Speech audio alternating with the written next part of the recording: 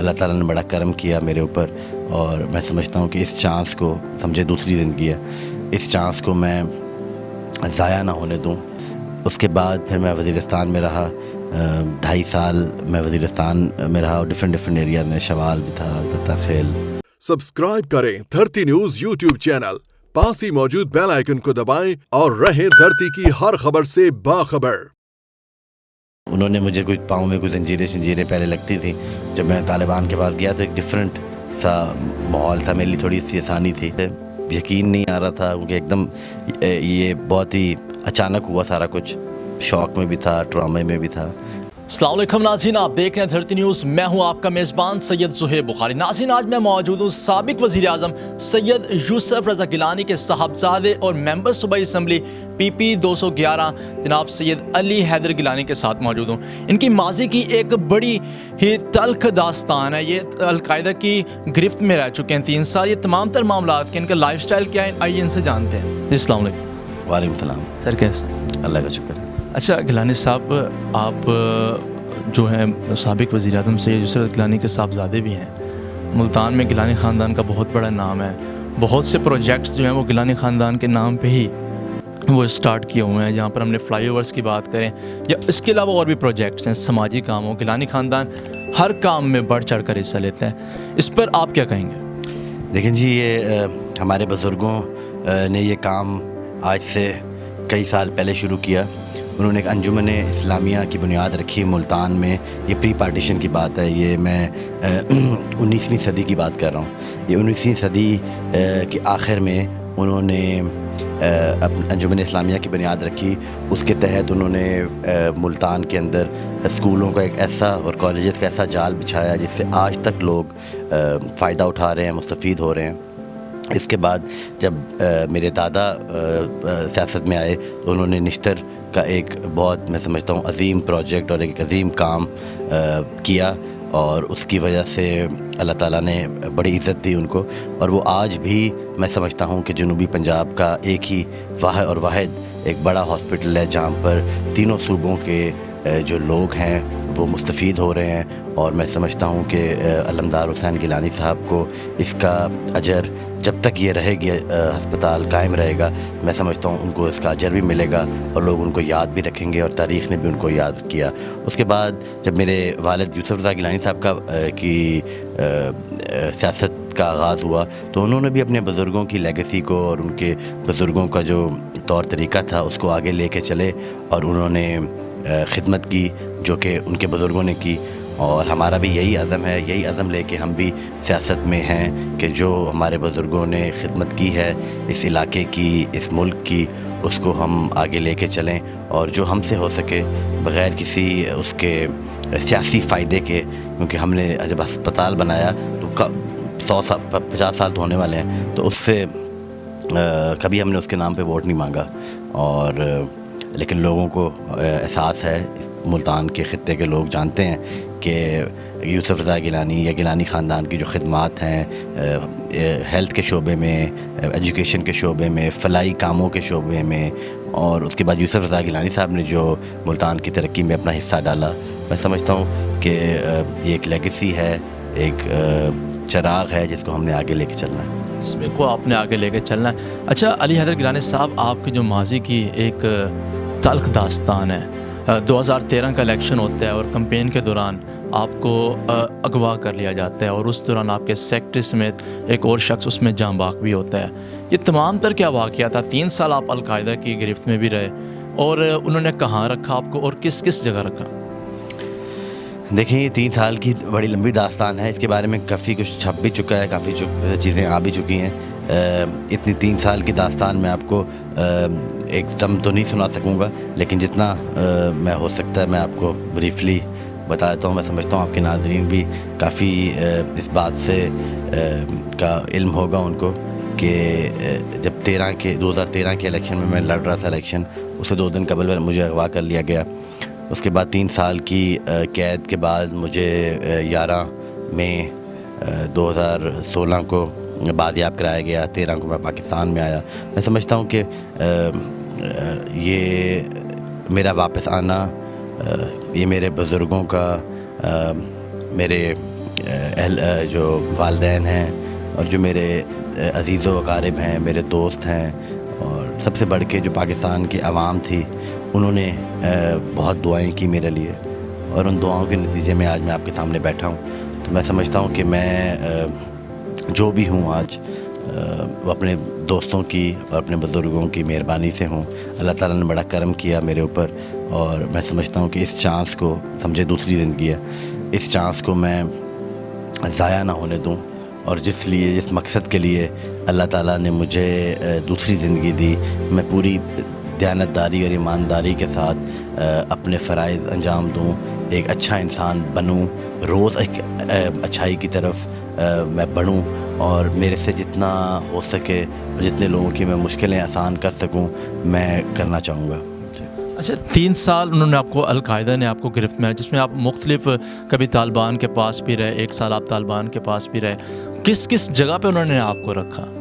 دیکھیں، پہلے تو میں پنجاب کے 2-2.5 ماہ پنجاب کے کسی شہر میں تھا. اس کے بعد پھر میں وزیرستان میں رہا، 2.5 سال میں وزیرستان میں رہا، اور ڈفرینٹ ایریاز میں، شوال بھی تھا، دتا خیل، میران شاہ، ڈانڈے، درپا خیل، ان علاقوں میں رہا. اس کے بعد پھر میں افغانستان گیا، اور وہاں افغانستان میں گیان ایک شہر ہے، اس کے ساتھ اس کا ایک نوائی علاقہ ہے، اس کے پکتیکا پروونس ہے، اس کے اندر سے میری بازیابی ممکن ہوئی. تو اس طرح میں کافی گروپس کے ساتھ رہا، کافی لوگوں کو ملا، اور بہت سی جگہیں تبدیل کی گئیں. تو یہ ایک لمبی داستان ہے جس کے اوپر میں کتاب لکھ رہا ہوں، اور آپ جب کتاب آئے گی تو اس میں اس کی ڈیٹیلز بھی ہوں گی، اور سارا واقعہ بھی بیان ہوگا.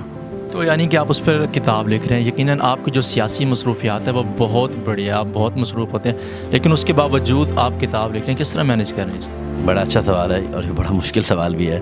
میرے کافی چاہنے والے اور دوست میں سے پوچھتے ہیں، میسیجز کرتے ہیں، سوشل میڈیا پہ پوچھتے ہیں کہ آپ کتاب لکھ رہے تھے، کہاں پہنچی ہے.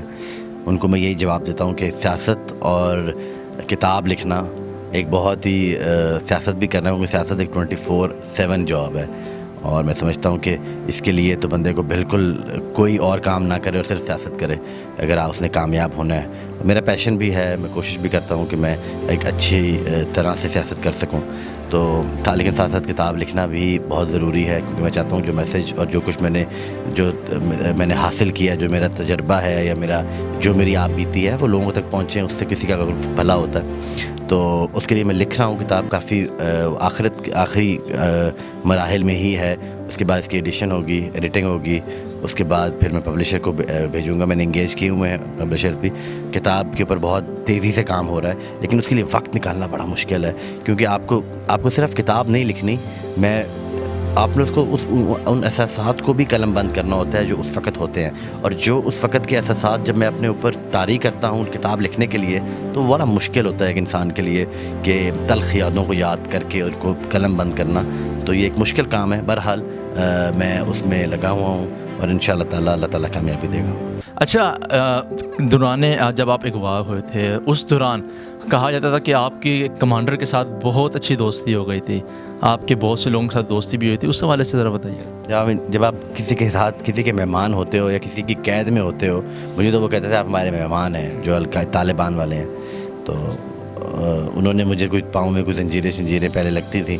جب میں طالبان کے پاس گیا تو ایک ڈفرینٹ سا ماحول تھا، میرے لیے تھوڑی سی آسانی تھی.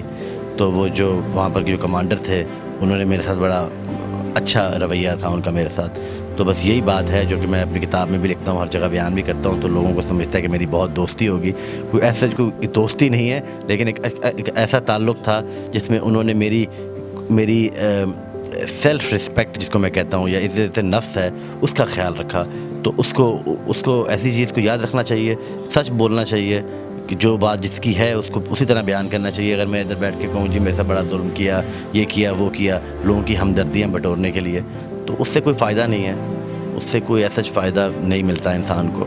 جو اچھی بات حقیقت ہے وہ بیان کر دینی چاہیے. جب آپ رہا ہو کے واپس آئے، اس وقت آپ کے کیا تاثرات تھے؟ دیکھیں، بڑے عجیب وہ تاثرات تھے. یقین نہیں آ رہا تھا، کیونکہ ایک دم یہ بہت ہی اچانک ہوا سارا کچھ. شوق میں بھی تھا، ڈرامے میں بھی تھا، لیکن اللہ تعالیٰ نے بڑا کرم کیا کہ مجھے اس میں سے نکالا. خوشی بہت تھی اور یقین کرنا مشکل تھا کہ یہ سب کچھ ختم ہو گیا ہے. وہ اس میں کچھ وقت لگا لیکن اللہ تعالیٰ نے کرم کیا. اچھا، اس دوران جب 2013 کا الیکشنز بھی ہوا، حلقے کی عوام کی محبت سب کے سامنے تھی، 27,000 ووٹ آپ کو پڑے تھے. اس پر آپ حلقے کے لوگوں کو کیا کہنا چاہیں؟ جی میں ہمیشہ کہتا ہوں کہ میں چاہے ساری زندگی بھی مجھے ووٹ ملتا رہا، جو بھی ووٹ ملے گا، وہ جو 2013 کے الیکشن میں لوگوں نے میرے ساتھ محبت کی اور مجھے ووٹ دیے، ان کا قرض میں کبھی زندگی بھر نہیں اتار سکوں گا. کہ میری غیر موجودگی میں انہوں نے میرے پہ سے دعائیں بھی کی اور محبت بھی کی، ووٹ بھی دیے، تو وہ قرض تو ان کا نہیں اتر سکتا. اور جو دعائیں انہوں نے مجھے کی ہیں، اللہ تعالیٰ ان کا اجر دے سکتا ہے، اور ان کا احسان ہے میرے اوپر جو کہ میں سمجھتا ہوں کہ میں نہیں اتار سکوں گا. اچھا، آپ کا لائف سٹائل ہے، اب آپ جو ممبر بن چکے ہیں پنجاب اسمبلی کے، اب آپ اپنا لائف سٹائل کیسے گزارتے ہیں؟ حلقے کے لوگوں کے ساتھ کتنا وقت گزارتے ہیں اور آپ اپنے گھر والوں کے ساتھ؟ دیکھیں، لائف سٹائل تو ہمارا ویسے ہی ہے جیسے پہلے تھا. ہاں تھوڑی مصروفیت تھوڑی بڑھ گئی ہے اجلاس یا سیشنز کے اندر. آج بھی ہمارا سیشن ہے لیکن میں ملتان میں موجود ہوں. میں کوشش کرتا ہوں کہ زیادہ وقت اپنے حلقے کے لوگوں کو دوں اور ان کی مشکلات حل کروں.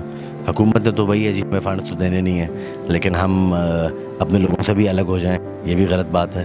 تو میں اپنے مہینے میں 15 سے زیادہ دن، 15 سے 20 دن صرف اپنی کانسٹیٹوئنسی کو دیتا ہوں. اچھا، علی حیدر گیلانی صاحب کا زندگی کا کوئی خوشگوار لمحہ جو آج بھی یاد کرتے ہوں شادی کے علاوہ؟ میری زندگی کے اللہ تعالیٰ کا بڑا کرم ہے جی. بہت سے خوشگوار لمحات ہیں، لیکن سب سے زیادہ خوشگوار اگر آپ میرے سے پوچھیں تو جب میں واپس آیا تھا تو وہ دن تھا. وہ دن سب سے زیادہ خوشگوار تھا. ہمارے ساتھ موجود تھے ممبر صوبائی اسمبلی جناب علی حیدر گیلانی صاحب. آپ ان کی باتیں سن رہے تھے. آپ کیا کہنا چاہیں گے اس انٹرویو کے حوالے سے؟ کمنٹس میں ہمیں ضرور بتائیے گا. اگر آپ کو ہماری یہ ویڈیو اچھی لگی ہو اس کو لائک ضرور کیجیے گا. اس کے علاوہ ہمارا چینل دھرتی نیوز کو سبسکرائب کرنا بھی مت بھولیے گا. اپنے میزبان سید زہیب بخاری کو دیجیے اجازت. اللہ حافظ.